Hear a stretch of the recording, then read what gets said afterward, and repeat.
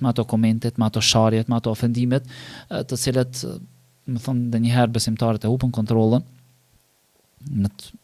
edhe pse një jetë i mirë, ama nuk ja vlen me shah. Pejgamberi sa ka thonë, besimtari nuk është fyes, edhe nuk është fjalë ndyt. Po të një për në vend të hunë, hoxha.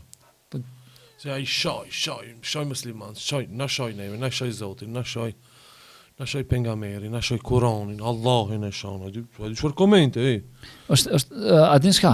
Dhe njerë për i vend muslimonit çtu po i vend të hunë, edhe mo pa e kthen të shamën me të shamën. Është e vërtet, po Allah subhanahu wa taala thot robërit e Allahut janë ato të cilët ecin qetë në për tokë. O idha khatabahumul jahiluna qalu salama. Dhe kur vinë ato, më thënë njerëzit të cilët janë të paditur, se njohin Allahun, se njohin fenë, se njohin Muhamedit sallallahu alaihi wasallam, ju thonë vazhdo vëlla, paqe.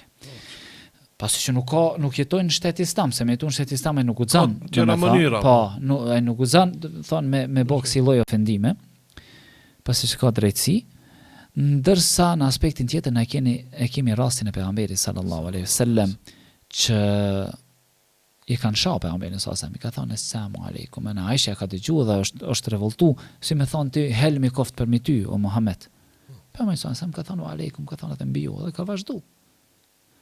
Aisha është revoltu, i ka thonë laneti Allahut, mallkimi i Allahut, ka thonë Aisha mas Aisha, s'ka nevojë. Ato kanë thonë mallkun, se Antoni thash për me juve, vazhdova, kupton.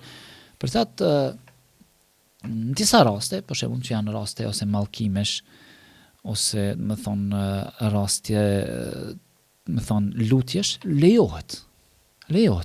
Nuk them se muslimani duhet me qenë si çyçan, edhe si e përmendet ti, domethënë me atë punën e shuplakës, por me ul vetin, me nëshmu vetin, me ul inteligjencën, nuk ja vlen.